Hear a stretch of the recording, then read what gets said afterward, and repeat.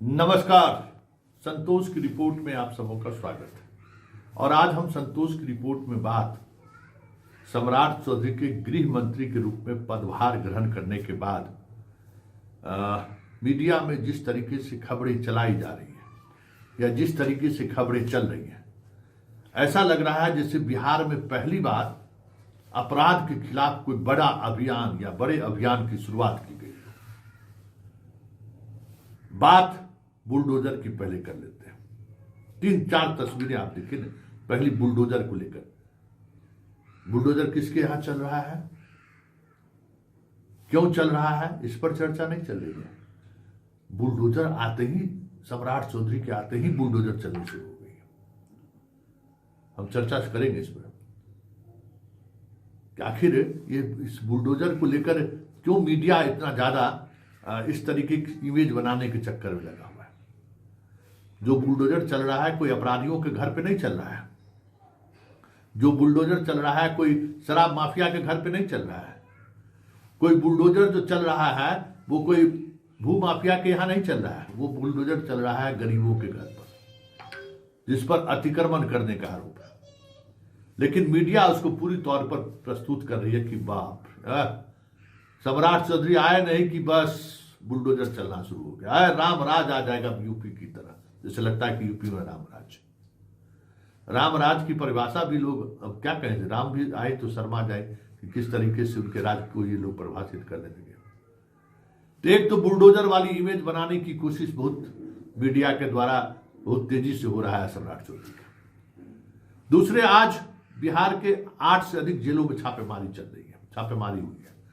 उन्होंने, सम्राट चौधरी ने पदभार ग्रहण करने के बाद प्रेस कॉन्फ्रेंस में कहा था कि जेल को हम कंट्रोल कर देंगे।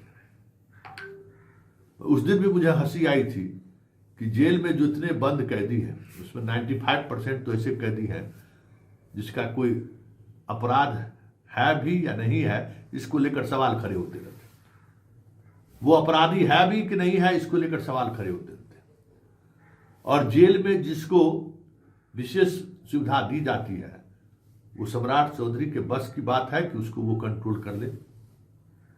उसकी तो पैरेलल समानांतर सरकार चलती है जेल में।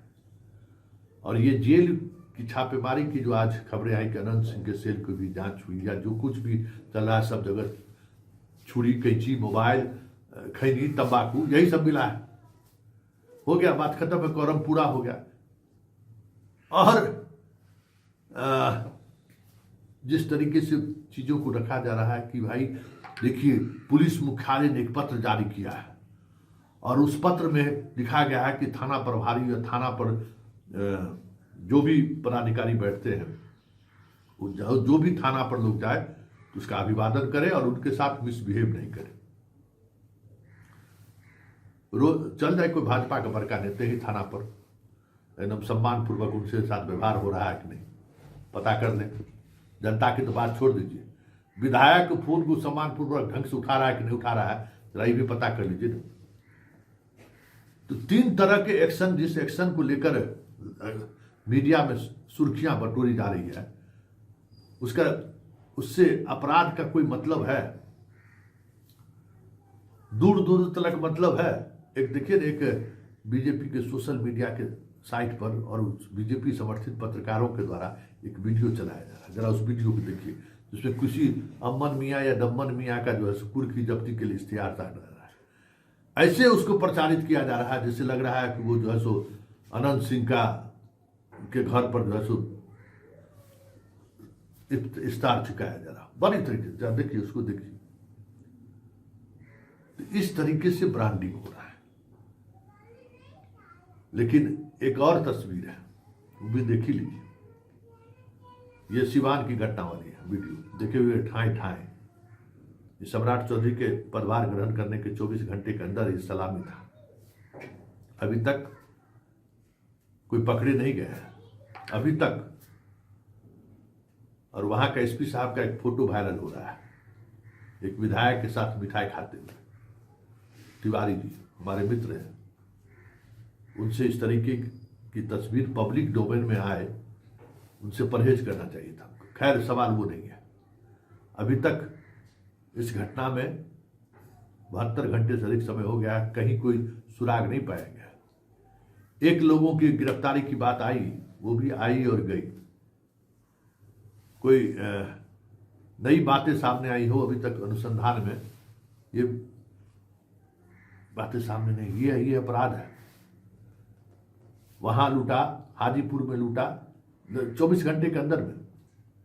तो सोना लूट बिहार के लिए एक चुनौती है, जिस पर नियंत्रण नहीं पा रही है पुलिस। इस अपराध को रोकने में तो कसमकस की जरूरत है, जो दिख नहीं रहा है। तो ये जो एक इमेज बनाने की कोशिश हो रही है, ठीक है, ये इमेज कुछ दिनों तक बिल्डअप होगा, लेकिन इसके सहारे बिहार में कानून का राज स्थापित हो जाए, संभव भी नहीं है। भाई, कानून का राज स्थापित करने के लिए जिस कमिटमेंट की जरूरत है, जिस टेम्परामेंट की जरूरत है, जिस अकल की जरूरत है, उसके लिए धैर्य सबसे ज्यादा जरूरी है। आप बयानबाजी करके आप कुछ नहीं कर सकते कि हम भू माफिया को खत्म कर देंगे, शराब माफिया को खत्म कर देंगे। ये होने वाला कहने के लिए। विजय सिन्हा रोज कह रहे हैं कि भाई जाइए सीओ के यहाँ, दफ्तर में कुछ नहीं है, जाके देख लीजिए सीओ के यहाँ क्या स्थिति है। दाखिल खारिज बिना पैसा हुआ। एगो विधायकों को देखे जो सीओ को फोन करके कह रहा था कि भाई अब पैसा का लेन देन आपके यहाँ हो रहा है। देखिए, ये जो भ्रष्टाचार है ना, इस तरीके के भ्रष्टाचार पर अंकुश लगाने के लिए बड़े स्तर पर पोस्टिंग में पैसा नहीं लगे। पहली बात तो ये होना चाहिए। जिले में जो एसपी हैं वो शराब माफिया से पैसा नहीं ले, भू माफिया से थानेदार पैसा नहीं ले। ये जब तक ऊपर से दबिश नहीं बनेगी, जब ऊपर से बड़ी मछलियों पर कार्रवाई नहीं होगी, तब तक ये सब तो आयवासी है ना। बिहार में अपराध रुकने वाला है। बिहार में भू माफिया का जो सो तोड़ मिलेगा। भू माफिया सब थाना पर बैठता है, शराब माफिया सब थाना पर बैठता है। भू माफिया, शराब माफिया थानेदार से लेके डीएसपी से लेके एसपी तक पैसा पहुंचाता है। अधिकांश जिलों में इस तरीके का खेल हो रहा है। तो आप कैसे अपराध कंट्रोल कर लीजिएगा?